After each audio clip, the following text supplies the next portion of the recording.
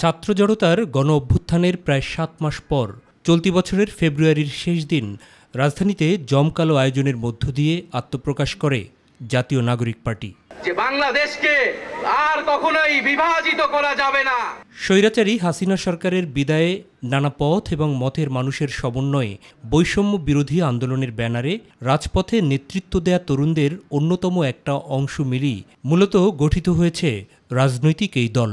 তাই ২৪-এর পরে নতুন আশা-আকাঙ্ক্ষার জন্য নতুন একটি রাজনৈতিক দল প্রয়োজন। সেই লক্ষ্য থেকে আমরা রাজনৈতিক দল করেছি, করার দায় অনুভব করেছি। তৃতীয় বিশ্বের একটা দেশ হিসেবে জনগণকে ক্ষমতায়িত করা, পরিবারতান্ত্রিক এলিট পরিসরের বাইরে গিয়ে। উপদেষ্টার পদ ছেড়ে ইতিমধ্যেই দলটির সিফাহ সালারের ভূমিকায় নাহিদ ইসলাম। প্রাথমিকভাবে ঘোষিত ১৫১ সদস্যের কেন্দ্রীয় কমিটি মূলত তারুণ্য নির্ভর।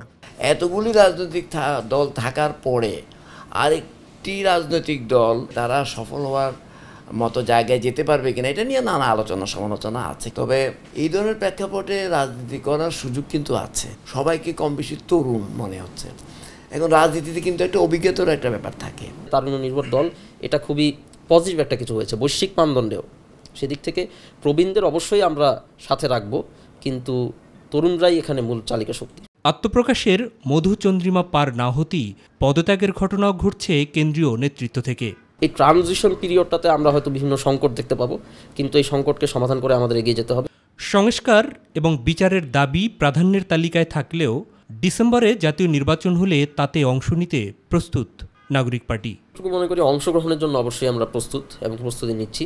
অংশগ্রহণটা কী মাত্রায় আমরা করতে পারবো এবং কতটুকু ব্যাপকভাবে আমরা জনগণের কাছে পৌঁছাতে পারবো সেটা এই কয় মাসে আমাদের কাজের উপর নির্ভর করে। এই কম সময়ের মধ্যে ছাত্ররা আসলে সেই জায়গায় তৃণমূলে কতটুকু তারা ওই জায়গায় নিয়ে যেতে পারবে, এটা তো ভোটের ব্যাপার আছে সেখানে, সেটা এখনো দেখার বিষয়। এখন গণঅভ্যুত্থানের মধ্য দিয়ে সারা দেশের মানুষ রাজনীতি সচেতন হয়ে উঠেছে। এখন খুব অল্প সময় অসংখ্য মানুষের কাছে পৌঁছে যাওয়া সম্ভব, অসংখ্য মানুষকে আমাদের সাথে নিয়ে আসা সম্ভব। যদিও নির্বাচনে জোটবদ্ধ হওয়ার ব্যাপারে ইতিবাচক ভাবনাই রয়েছে এনসিপির। যারা আমাদের ২৪-এর গণঅভ্যুত্থানের স্পিরিট ধারণ করতে চাইবেন সেই পুরনো দলগুলোর সাথে হয়তোবা আমাদের জোট আলাপ আলোচনা, আমাদের একটি অ্যালায়েন্স হতে পারে।